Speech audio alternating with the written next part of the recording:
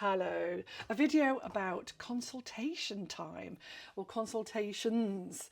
Um, when I do reflexology, aromatherapy, and acupuncture and massage and everything, consultation is an absolute crucial time to, first of all, establish if there's any contraindications, but also to make sure that you can be as productive and as bespoke and to be of service in a way that's very specific to your guests' needs. Let's use the word guests.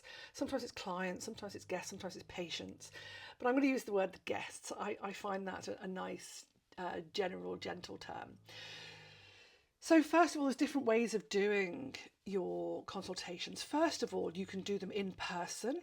The thing about in person is that if somebody shows up and they've got a contraindication, then you are in a position where you might have to turn them away. And you do that in a way that is, apologetic, but not overly apologetic because it's contraindicated. I'm so sorry. It's not appropriate for me to treat you at this time. It might be that you come back, or it might be that I signpost you to another practitioner, or you give a recommendation, or you can change course. So they might have booked in for a massage and it's not appropriate for you to do a massage because they are contraindicated, and perhaps you could do Reiki or reflexology, and other way round, that if they're contraindicated in their reflexology, that it might be that you do a facial or something. So it's really interesting to be able to work with multi modalities so that you can be very specific in that way. If you are just working with one modality, then in a way it works really well to do your consultations digitally. Now, I think digital, when I do acupuncture, I do them in person with paper and pencil, and I write everything. And I just find that really a good way for me to look and catch up, and I see everything and I can hear and listen and observe that way. I don't mind receiving consultations digitally. In fact, at times they're super helpful because you can look in advance, and if there's medication, you can review it. And if there's any consultations, you can call them, and you can preempt any possible contraindications. And you can have time to ask any questions. The other thing about GDPR is that digital platforms like Jotform or Google Forms or Fresher or whatever booking system that you're using might have a consultation form. So that way they are digitally secure as well, they're password secure. Otherwise, you do need to keep your paper consultations locked away. Now, that's a little bit about the actual consultation itself. And then when I'm teaching beginners, it's so interesting because you'll have people, when you've been a practitioner for a while, you'll really see this and understand this. It's quite fun. But you have lots of different types of guests coming in. Some who are really confident, know the ropes, and they'll sit there, they'll do a consultation and review everything, and then you get on with the treatment. You get some guests who love to tell you absolutely everything, and there's a sweet spot with having guests say, I always say this, those that you know me, but like, well, when I was 14, I fell off my pony, and then when I was 16, well, we were going on holiday and I actually stubbed my toe and cut it so badly that I had to have some stitches. So it's always been a bit sensitive. And then actually, when I was 18, so that's okay. It's good to know when I'm doing acupuncture, I kind of want to know those sort of things as well. But not that they stub their toe, but you know what I'm saying is any big breakups and things like that are really interesting and can really impact people. Divorces and life-changing events are very important for us as holistic practitioners. It's very important for us to know that, so that we are aware that there's an emotional history as well as the medical history. There's emotional history and spiritual history. And so it's really interesting for us to gather that information, to make our treatments very specific, and that if there's an emotional outpour, that we understand why. Now, if someone's coming for a massage, you know, I'm doing multiple massages, for example, in a day, I don't need to know all of that. I just need to know, first of all, if they have any contraindications and that it's safe for me to treat you. And that's really the most important thing, just for, you know, someone's just coming in for a massage. Oh, sort my shoulders out. But because we are holistic practitioners, I find it really interesting anyway to know as much as possible. But I don't need to know if you've got hemorrhoids, or, you know, you've stubbed your toe, or heel fissures, or whatever, if you're coming for a back, neck and shoulder massage. But you know what I'm saying? For me, as a holistic therapist, I like to know as much as possible, but also within the commercial hour. That's the other thing. With the commercial hour, I hope I'm not talking too loud with my mic on. Don't need to shout. With the commercial hour, you want to make sure that you've looked at your consultation. That's why sometimes the digital ones work well, because you would have seen it ahead of time. But I forgot what I was going to say. Menopause. That's so funny. I knew that I was going to forget what I was saying there. Hang on, I'll talk about something else instead. But yes, I mean, as a holistic practitioner, it's really good for me to know everything and what's not appropriate. And people just coming in, and so I don't know where I was going with that. I'll just carry on. That's so funny. I've completely forgotten. Anyway, I'll just change my subject completely now. So yeah, you get some people who come in and tell you everything, and then some people that come in that don't tell you anything. They're sort of like, yep, yep, yep, yep, yep, yep, yep, yep, and they want to get on, and that's cool as well. Oh, the commercial hour, the commercial hour, that's also yep, yep, yep, yep, yep. Is people want to get on, and when you are working a commercial hour, you want to make sure that you've got enough consultation, you know what you're doing, and then you get on with it. And then some people who are sort of still chatting. Here's the thing, that if someone is chatting away and it's really valid and an important sharing, I will let them talk. But then I will say, I really want to hear all about this, but should we get on with the treatment? Because, you know, if it's 20 past the hour, let's call it, and they're still telling you about everything, I'd be like, oh gosh, I really want to hear about this. Should we get on and on the table and carry on? So yeah, that's the way to sort of navigate if someone's talking, and there'll be a moment where you can come in and interject and say, come on, let's get on with the treatment. So anyway, and it depends what your treatment is as well. I mean, some people like to talk all the way through their treatments, and some people are happy to just go really silent. Some people start chatting and then go quiet. So I think the commercial hour is really important to make sure you get your consultation, your information. Some people want to tell you everything, and some people don't tell you anything.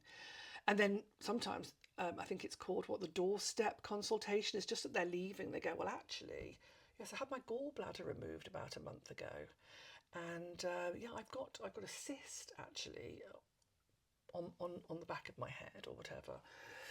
Anyway, so you'll find your way with consultation. I'm making this video to also offer to new practitioners, but also for practitioners who perhaps have been to a college or an establishment and they didn't do sufficient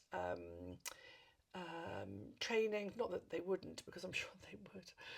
But it's an interesting conversation. I think it's a good conversation to have. Now, what else about consultation? Yeah, I mean, I think that it should be concise and to the point. It's good to have maybe a short disclaimer before they sign, like, I consent to treatment with this practitioner, and da da da da da da da. You can find those consent, and if not, you can put it into a search. But you know, to try and get a consent disclaimer agreement for therapeutic treatments. And I think that's quite good to have somewhere, either on your booking system or on your consultation form. So that's it really. I mean, you know, some people come in and they're taking their clothes off already, and they walk in, they're like, hi, and they take their clothes off already. And then some are sort of really guarded and they don't know where to put their clothes. They don't know what to do, and they get on. We always have a laugh here at the school when we're training about, getting people ready for treatment and telling people exactly how to lie down on the table and what they need to wear.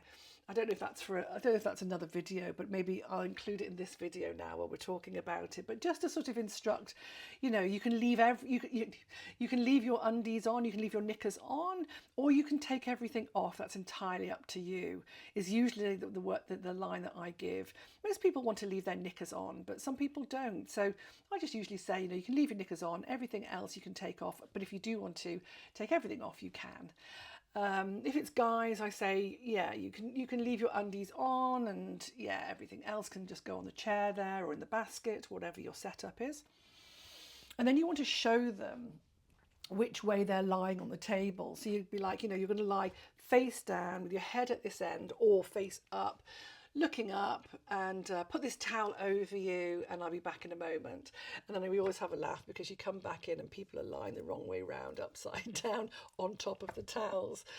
So all of this. Therapists who have been in work for a while, you'll be having a giggle because you would have seen everything and heard everything and everything that I'm talking about. But if you're a beginner, it's really cool conversation to enjoy, and you'll love it.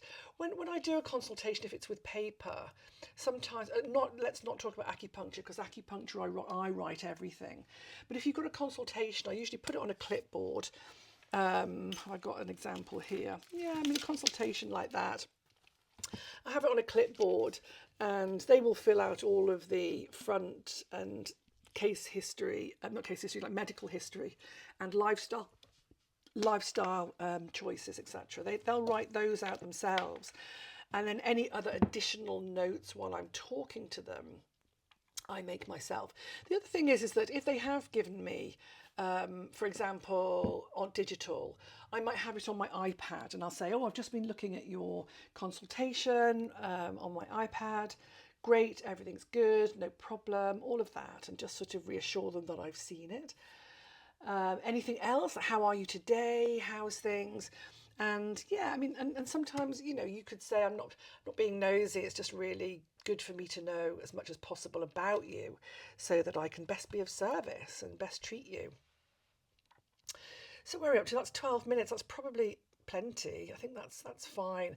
I mean, there's lots of anecdotes that when I teach here, there's lots of anecdotes and stories and stuff that I talk about. I did make a note. Just one second. Let me get my book. One sec. Sorry. There was a note that I put down about consultation. Yes, not good. Oh, yes, subservient. That's something that I really wanted to just take a few moments to talk about. I remember writing something down. Is that it's really important. There's two sides of this. And this is consultation. Is being too subservient, like saying, yes, madam, no, madam, yes, sir, of course, madam, yes, madam, hello, madam, of course, madam. That's not us. That's not us. That's silver service catering, I suppose. But even that, I think, is quite dated. I went to a restaurant recently, and she was a fantastic waitress, but she was just saying, madam, madam, madam, what can I get, madam?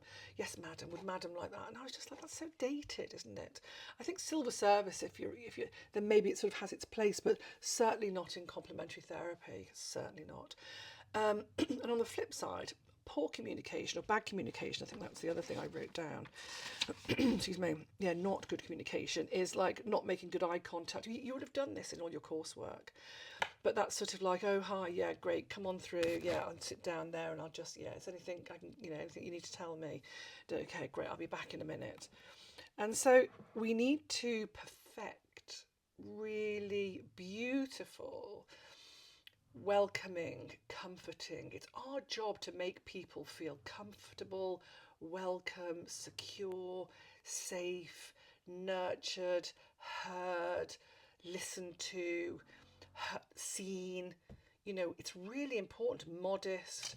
That is our job as therapists, as well as doing the actual treatments, it's so important that consultation and that reassurance and that security and relationship and that rapport. Oh my goodness, I just wrote a 3,000 word essay on rapport. I could talk about that, the importance of rapport.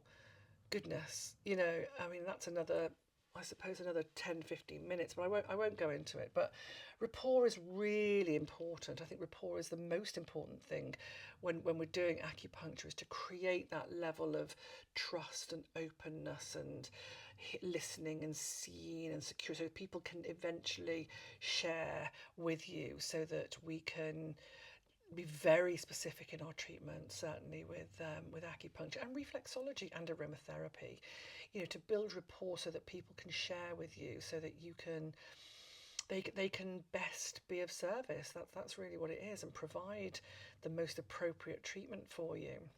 So yeah, rapport is super, super important, if not the most important. More important than treatment sometimes is rapport. And that's building that relationship, so that people will come back and book you again. They'll go away and they go, treatment was amazing and she was great. She totally got it. She totally got me. How cool is that? So anyway, I'm going to leave it there now, because we're now moving into 16 minutes, 17 minutes by the time I've said my goodbyes. But thank you so much for listening, and thank you for coming back and keep listening to my content. And hopefully I'll have some more demos for you soon, a bit of myofascial release demo coming up in the next few weeks. And what else? Yeah, I might just do some reviews on some things that I've done. And because if you scroll back through all the years, all the trainings there, and all the teachings are there. But if I've got anything new to share, I certainly will. So thank you for listening, and I'm so grateful for your viewing. See you soon. Bye.